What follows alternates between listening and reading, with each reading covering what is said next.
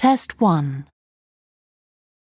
You will hear a number of different recordings, and you will have to answer questions on what you hear. There will be time for you to read the instructions and questions, and you will have a chance to check your work. All the recordings will be played once only. The test is in 4 sections. At the end of the test, you will be given 10 minutes to transfer your answers to an answer sheet. Now turn to Section 1. Section 1. You will hear a telephone conversation between an official at a village hall and a woman who wants to hire a public room. First, you have some time to look at questions 1 to 6.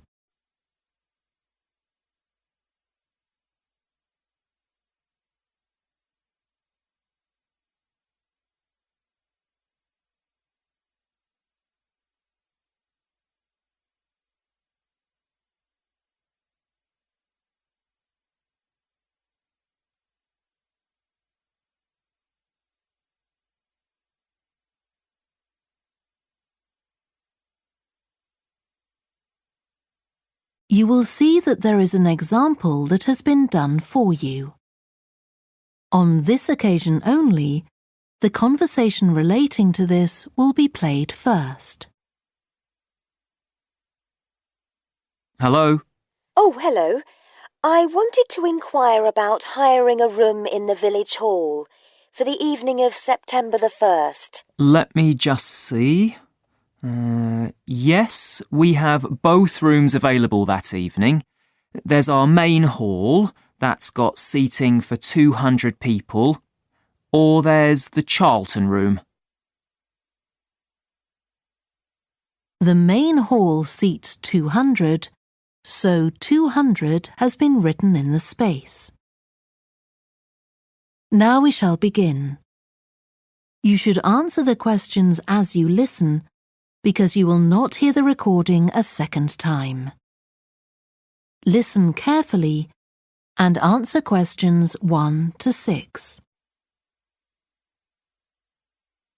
Hello? Oh, hello. I wanted to inquire about hiring a room in the village hall for the evening of September the 1st. Let me just see. Yes, we have both rooms available that evening. There's our main hall, that's got seating for 200 people, or there's the Charlton room. Sorry? The Charlton room, CHARLTON.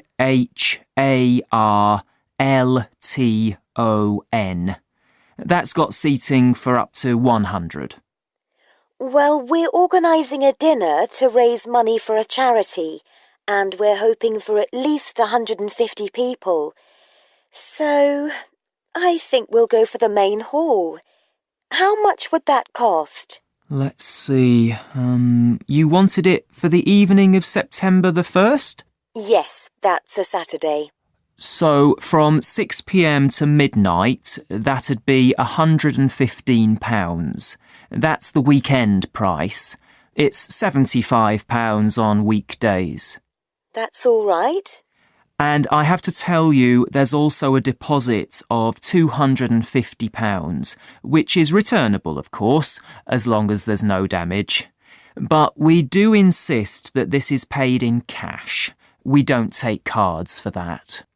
You can pay the actual rent of the room however you like, though. Cash, credit card, cheque. Oh, well, I suppose that's okay. So, does the charge include use of tables and chairs and so on? Oh, yes. And what about parking? Yeah, that's all included. The only thing that isn't included is, you said you were organising a dinner? Yeah. Well, you'll have to pay extra for the kitchen if you want to use that. It's £25.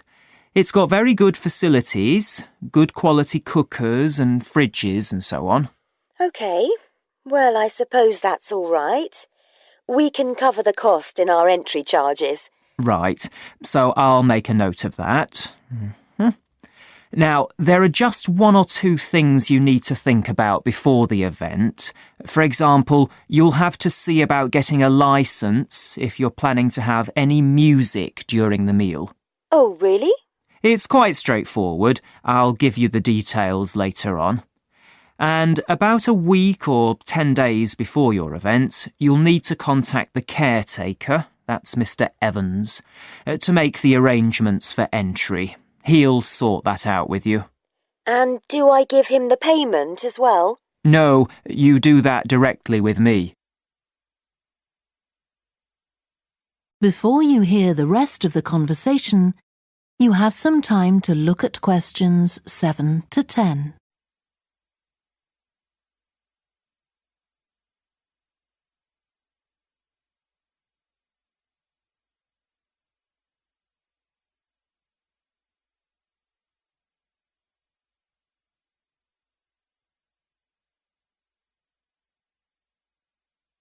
Now listen and answer questions 7 to 10. Right. Now, is there anything I need to know about what happens during the event? Well, as you'll be aware, of course, the building is no smoking throughout. Of course. Now, are you having a band? Yes. Well, they'll have a lot of equipment, so rather than using the front door, they should park their van round the back and use the stage door there. You can open that from inside, but don't forget to lock it at the end. OK. And talking of bands, I'm sure I don't need to tell you this, but you must make sure that no one fiddles about with the black box by the fire door. That's a system that cuts in when the volume reaches a certain level. It's a legal requirement. Sure. Anyway, we want people to be able to talk to one another, so we don't want anything too loud. Oh, that reminds me. We'll be having speeches. Are there any microphones available? Yup, just let the caretaker know. He'll get those for you. Right, now, when the event is over, we do ask that the premises are left in good condition. So there's a locked cupboard, and you'll be informed of the code you need to open that. It's got all the cleaning equipment, brushes and detergent and so on. Right. So what do we need to do after everyone's gone? Sweep the floors, I suppose? Well, actually, they have to be washed, not just swept.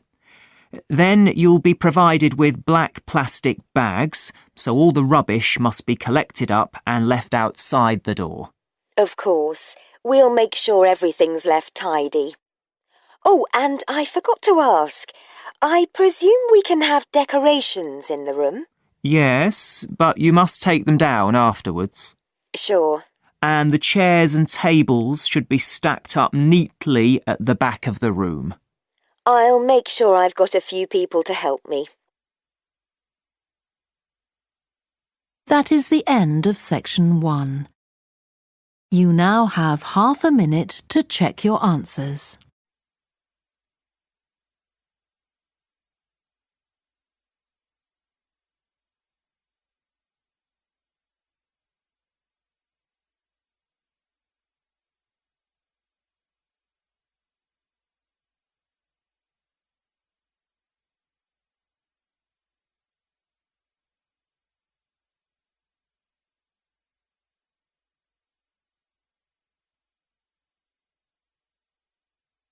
Now turn to section 2.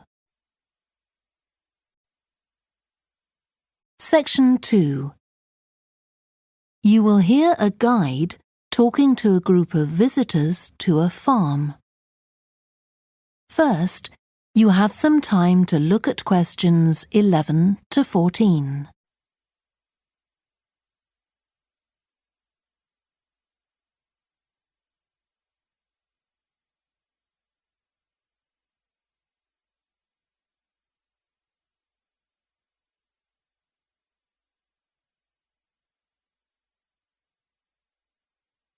Listen carefully and answer questions 11 to 14.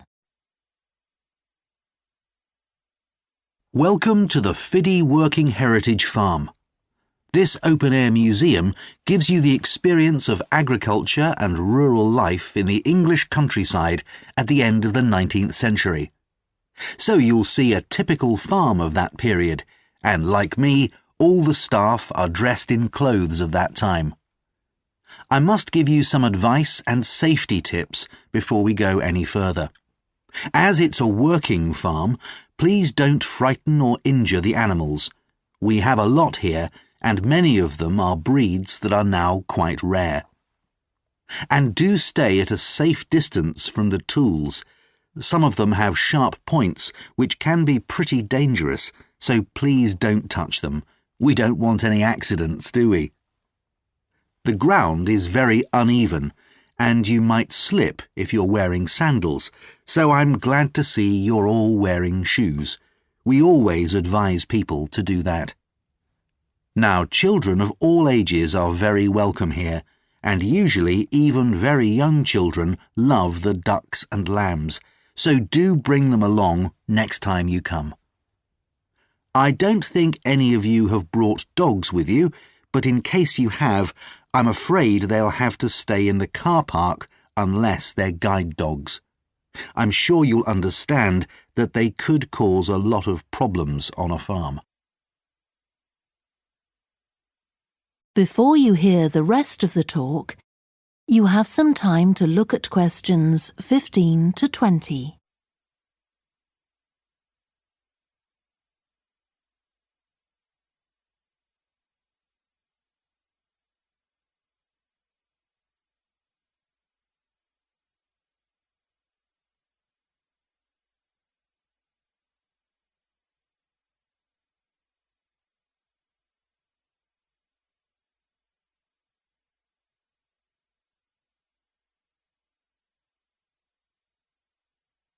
Now listen and answer questions 15 to 20.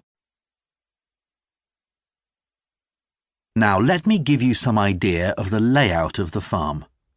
The building where you bought your tickets is the new barn immediately to your right, and we're now at the beginning of the main path to the farmland, and of course the car park is on your left. The scarecrow you can see in the car park in the corner beside the main path is a traditional figure for keeping the birds away from crops. But our scarecrow is a permanent sculpture. It's taller than a human being, so you can see it from quite a distance. If you look ahead of you, you'll see a maze. It's opposite the new barn, beside the side path that branches off to the right, just over there. The maze is made out of hedges which are too tall for young children to see over them, but it's quite small, so you can't get lost in it. Now, can you see the bridge crossing the fish pool further up the main path? If you want to go to the cafe, go towards the bridge and turn right just before it. Walk along the side path and the cafe's on the first bend you come to. The building was originally the schoolhouse, and it's well over 100 years old. As you may know, we run skills workshops here, where you can learn traditional crafts like woodwork and basket making.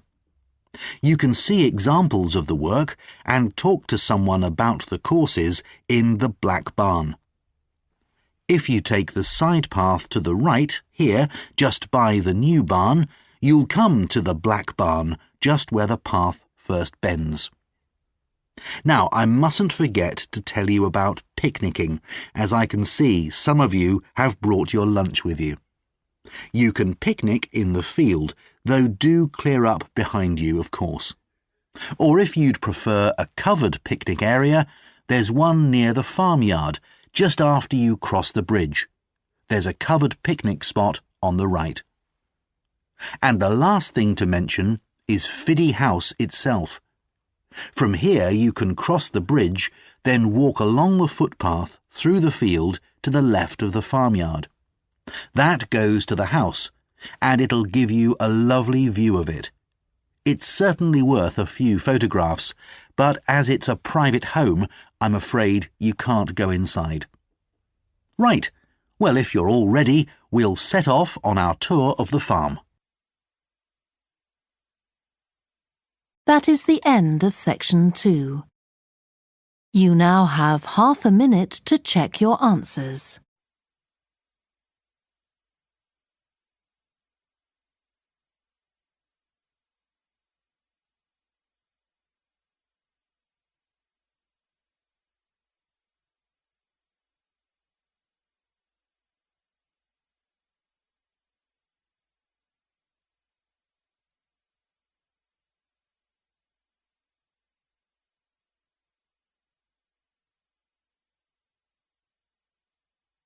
Now turn to section 3.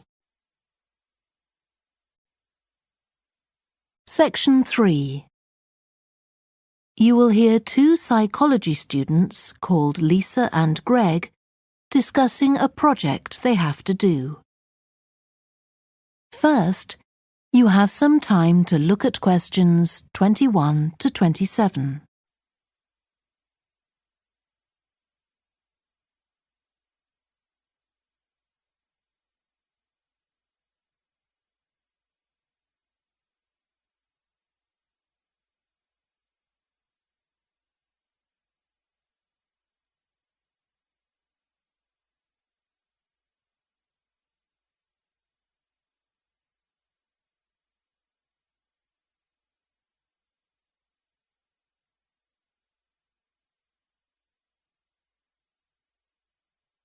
Now listen carefully and answer questions 21 to 27. OK, Greg, so I finally managed to read the article you mentioned, the one about the study on gender in physics. About the study of college students done by Akira Miyake and his team. Yeah, I was interested that the researchers were actually a mix of psychologists and physicists. That's an unusual combination. Yeah, I got a little confused at first about which students the study was based on. They weren't actually majoring in physics, they were majoring in what's known as the STEM disciplines. That's science, technology, engineering and math. Yes, but they were all doing physics courses as part of their studies. That's correct. So, as I understood it, Miyake and co. started from the fact that women are underrepresented in introductory physics courses at college, and also that, on average, the women who do enrol on these courses perform more poorly than the men. No one really knows why this is the case. Yeah, but what the researchers wanted to find out was basically what they could do about the relatively low level of the women's results. But in order to find a solution, they needed to find out more about the nature of the problem. Right. Now, let's see if I can remember. It was that in the physics class, the female students thought the male students all assumed that women weren't any good at physics. Was that it? And they thought that the men expected them to get poor results in their tests. That's what the women thought, and that made them nervous, so they did get poor results. But actually, they were wrong. No one was making any assumptions about the female students at all. Anyway, what Miyake's team did was quite simple, getting the students to do some writing before they went into the physics class. What did they call it? Values affirmation. They had to write an essay focusing on things that were significant to them, not particularly to do with the subject they were studying, but more general things like music or people who mattered to them. Right. So the idea of doing the writing is that this gets the students thinking in a positive way. And putting these thoughts into words can relax them and help them overcome the psychological factors that lead to poor performance. Yeah. But what the researchers in the study hadn't expected was that this one activity raised the women's physics grades from the C to the B range. A huge change. Pity it wasn't to an A, but still. No, but it does suggest that the women were seriously underperforming beforehand in comparison with the men. Yes. Mind you, Miyake's article left out a lot of details, like did the students do the writing just once or several times? And had they been told why they were doing the writing? That might have affected the results. You mean if they know the researchers thought it might help them to improve, then they just try to fulfill that expectation? Exactly. Before you hear the rest of the discussion, you have some time to look at questions 28 to 30.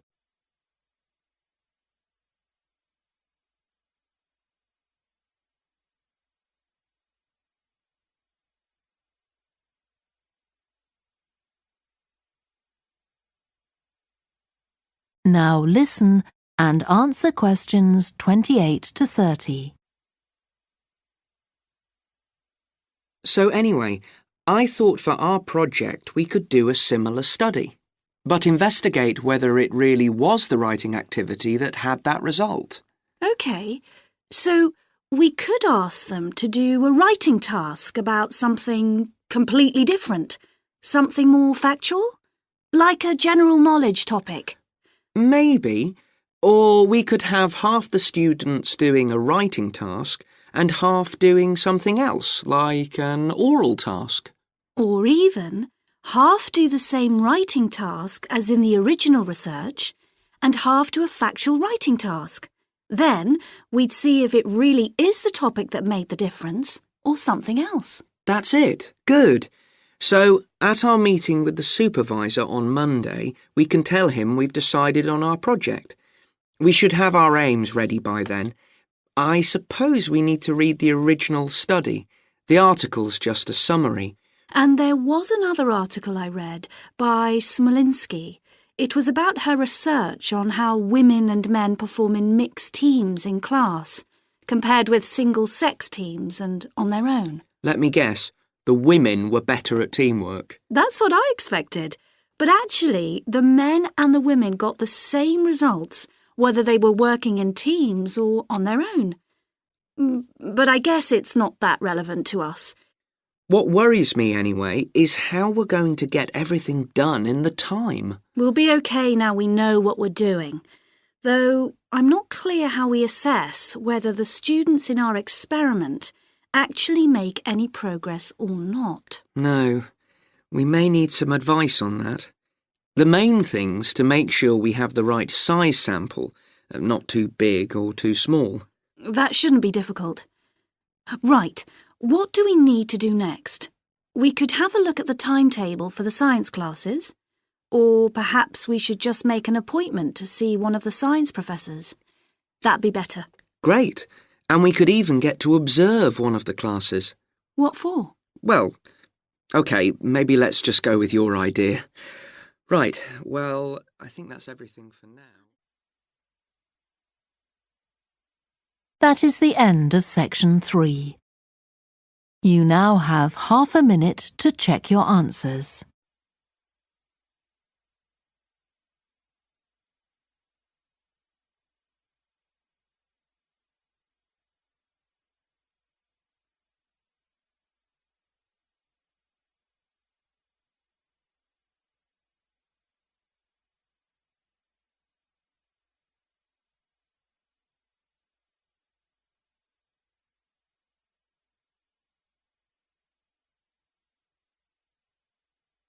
Now turn to section 4.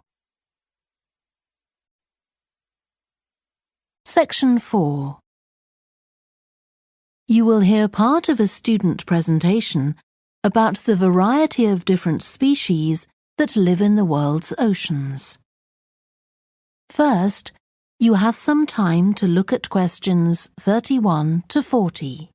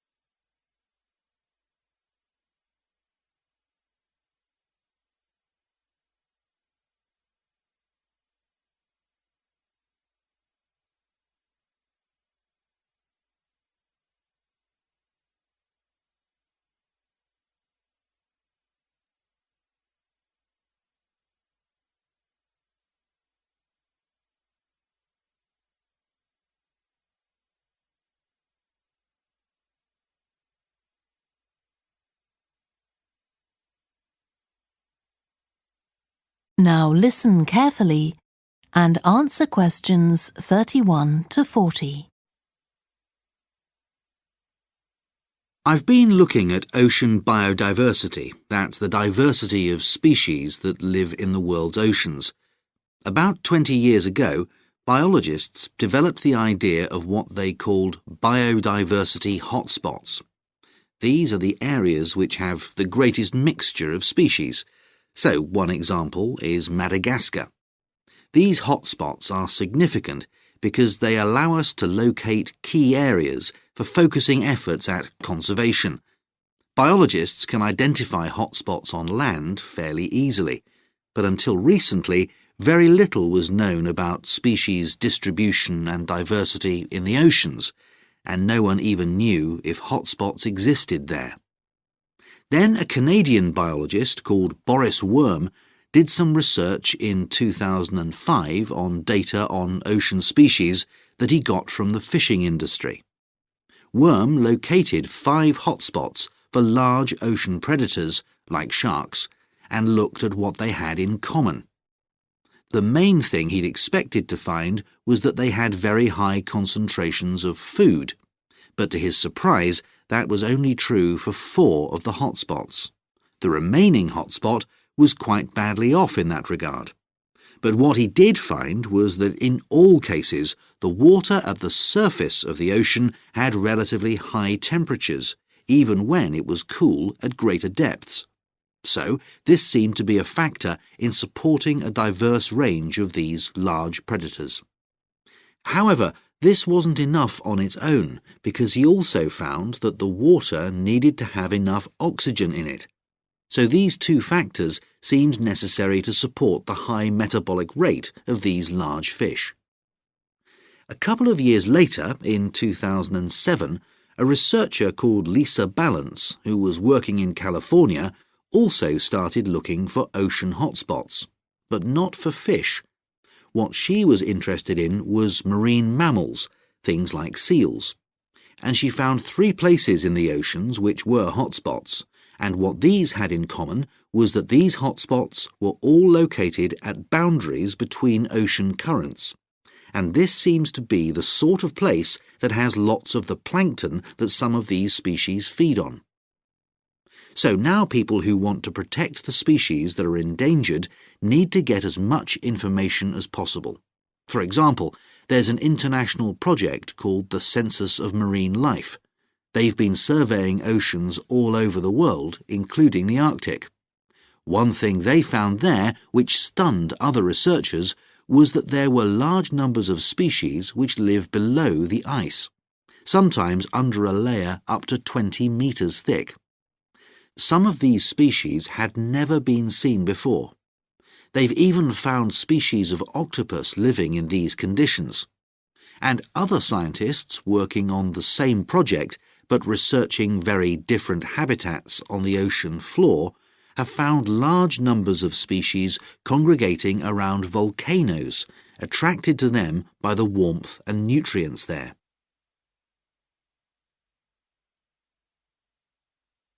However, biologists still don't know how serious the threat to their survival is for each individual species. So a body called the Global Marine Species Assessment is now creating a list of endangered species on land, so they consider things like the size of the population, how many members of one species there are in a particular place, and then they look at their distribution in geographical terms. Although this is quite difficult when you're looking at fish because they're so mobile. And then thirdly, they calculate the rate at which the decline of the species is happening. So far, only 1,500 species have been assessed, but they want to increase this figure to 20,000. For each one they assess, they use the data they collect on that species to produce a map showing its distribution. Ultimately, they will be able to use these to figure out not only where most species are located, but also where they are most threatened. So, finally, what can be done to retain the diversity of species in the world's oceans? Firstly, we need to set up more reserves in our oceans, places where marine species are protected. We have some, but not enough. In addition, to preserve species such as leatherback turtles, which live out in the high seas but have their nesting sites on the American coast, we need to create corridors for migration, so they can get from one area to another safely. As well as this, action needs to be taken to lower the levels of fishing quotas to prevent overfishing of endangered species. And finally, there's the problem of bycatch.